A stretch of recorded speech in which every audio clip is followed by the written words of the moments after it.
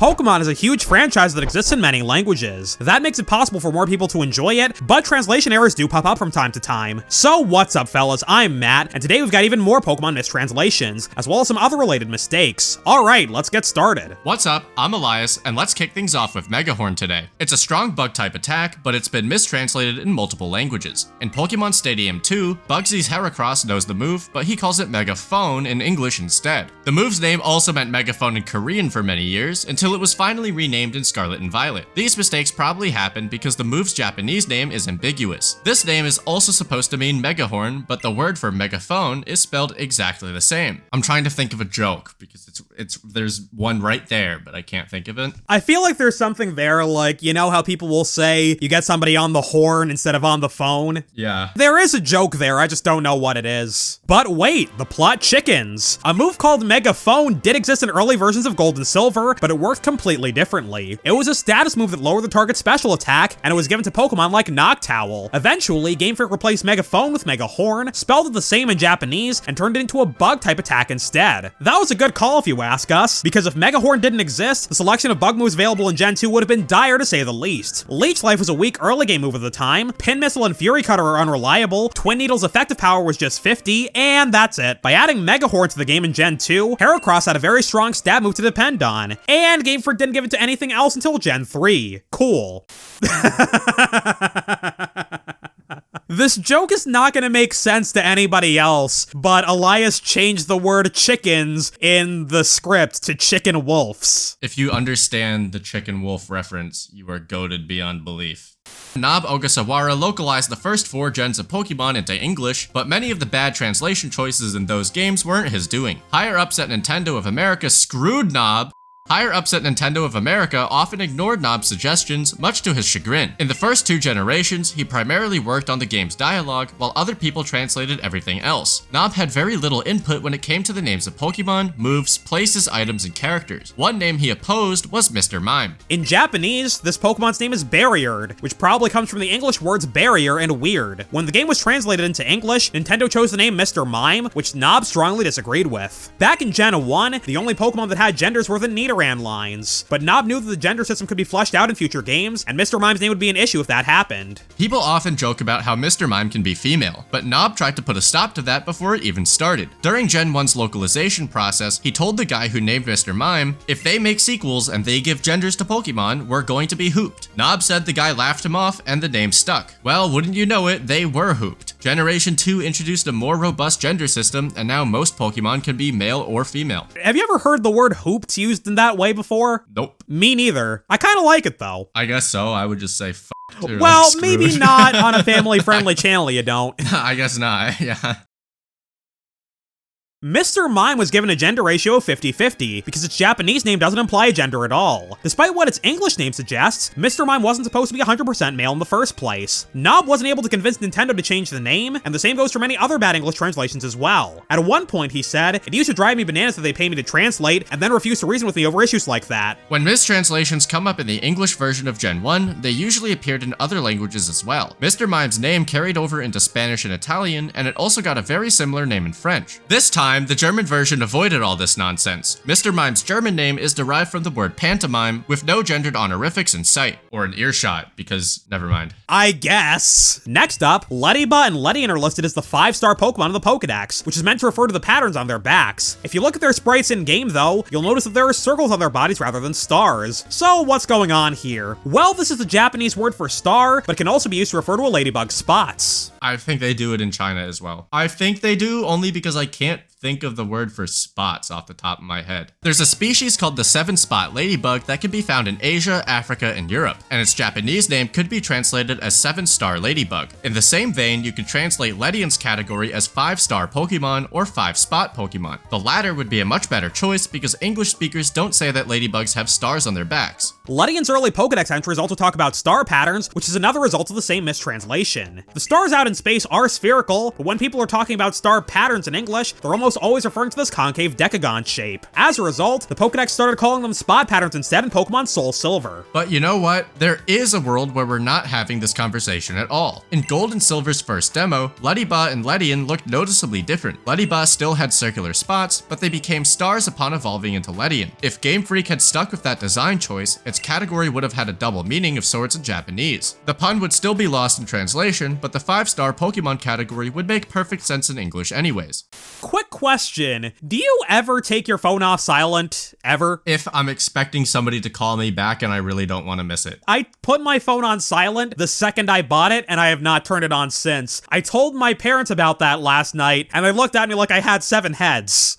The Pokemon anime has been running for over 1,000 episodes. Each one is translated into many different languages, so mistakes are pretty much guaranteed to happen eventually. Like we mentioned in a previous video, the anime gets 2 Portuguese dubs, one for Brazil and one for Portugal. The episode Cameron's Secret Weapon aired towards the end of the Black and White arc, and there's an error that only occurs in Brazilian Portuguese. During a back and forth Pokemon League battle against Ash, Cameron sends out his Swanna. As soon as he does that, Iris says that Swanna is a water flying type Pokemon. Silent responds by saying that Cameron is probably planning to attack Pikachu from above. Yeah, this guy sent out a water flying type against Pikachu. As you can probably imagine, Swanna gets demolished by an Electro Ball shortly thereafter and dies. Never to be seen again. Shallow grave out in the Nevada flats. Anyway, Iris and Silent have the same conversation in Brazilian Portuguese, but something went sideways during the process of making the dub. Iris calls Swanna a water-fire type Pokemon instead, which is very much not right. In fact, that combination didn't exist at all when this episode aired. Volcanion is the only dual water-fire type in the series, and it didn't come along until Gen 6. By the way, I played the Pokemon games before I watched the anime. Is it weird that I thought that Silent's name was Salon, as in cilantro? That's probably where it comes from, so probably not. I think so. I think it's cilantro, chili peppers, watercress. The 2 Portuguese dubs are created independently of each other, so Iris's mistake didn't appear in the European Portuguese version. She correctly identifies Swanna's typing in Portugal, and the same goes for the episode's other dubs. Ash went on to lose his battle against Cameron, even though Cameron only brought 5 Pokemon because he didn't realize he was supposed to have 6. Good job, Bozo. That's our Pokemon master, by the way. I'm not even sure who's the bigger bozo here, Cameron for not bringing enough Pokemon or Ash for still losing. Plot. Here's another Brazil-only error. In the episode Smells Like Team Spirit, Ash and Paul are taking part in Heart Home City's tag battle tournament. Their opponents in the final round are Dawn and Conway, who use Buizel and Heracross respectively. Conway's Heracross uses Megahorn, Revenge, and Feint over the course of the battle, but in the Brazilian version of the episode, Conway uses this word to refer to Feint, which is actually the Portuguese name for Brick Break. There's no shortage of errors in the English version of the show either. At the start of the episode Power Play, Ash runs into Gary, who's battling a one-off character named Alex Davis. During the battle, Alex tells his Alakazam to use Dynamic Punch. In the English version of the show, Gary responds by telling Umbreon to use Agility, which it can't learn. In the Japanese version of the show, Gary didn't call for a move here at all. He simply told Umbreon to use its footwork, to dodge the incoming punches. He said skill up, buddy. Yeah, man. On another note, you might find it kind of strange that this Alex Davis kid has a known last name, because he only appears in this one scene, then goes away forever. We don't even know Brock's last name for Pete's sake, and he traveled with Ash for 8 Septon Quadragenticillion years. As far as we can tell, Alex Davis is named after a real person. The character has a British accent, even though most of the show's English voice actors are American. He also sounds like a real kid, as opposed to an adult putting on a childlike voice. I don't like your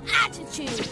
Alakazam, Zap Cannon! The prevailing theory is that a competition was held in the UK, and the winner got the chance to voice a character on the show. Hey Elias, how many zeros in it are in a Septon Quadragenticillion? At least 1. 444. So I was right. At least a 1 0 is not an answer that anybody would deem satisfactory, though. That being said, we weren't able to find any conclusive sources to back up this information. The best we've got is this Bulbagarden post from 2010, written by a user who claims to be the real Alex Davis. He says that he did indeed win a competition when he was 8, and he was flown to New York to record the character's lines. Maybe this is real and maybe it isn't, so take this tidbit with a grain of salt. Much like you should take your fries with salt. No, you should actually not take your fries with salt. It's so unhealthy. There's already so much sodium content in the oil. You should ask for the low sodium fries if you can. I don't bother with that. I just neither do I. I just put the fries in the bag, buddy. I ask for fries. They give me fries. The end. Next up, let's pay the grandparents of this world a visit. In the Johto games, Bill's grandpa will give you a variety of stones, but only if you show him a specific Pokemon. If you want to get a Leaf Stone, you have to bring Bill an Oddish. The problem is that in Gold, Silver, and Crystal, he refers to this little guy as a round green Pokemon, even though Oddish is blue. Oh god. You know, it's occurring to me that I haven't seen my grandma in forever. I should get on that. Sorry, the grandma who lives with you? No, the other one. She also lives in Brooklyn. This error happened because of the different ways languages classify colors. Blue and green are separate concepts in English, but that's not always the case in other languages. For many years, blue and green were colexified in Japanese. I've definitely seen that word before, meaning there was one word that took on both meanings. The word ao could be used to describe the color of the sky, as well as grass. Japanese has had a word for green for a very long time, namely Midori, but it was historically treated as a shade of blue. In the early 20th century, Japan began importing crayons, and many of the green ones used the word Midori. Children began using the word regularly, and teachers eventually followed suit. After World War II, they started treating green as a separate color in the classroom, rather than a variety of blue. As a result, Midori became one of the basic color words in Japanese. But the word ao is still used to mean green in some contexts. Green plants, fruits, and vegetables are usually described as ao, and so is a traffic signal that means go. No, my grandmother sleeps in the room right next to me. It's not physically possible for me to not see her. Right, that's why I was confused. Yeah, I gotcha. In the Japanese version of Gen 2, Bill refers to Oddish with the word ao, which was supposed to mean blue.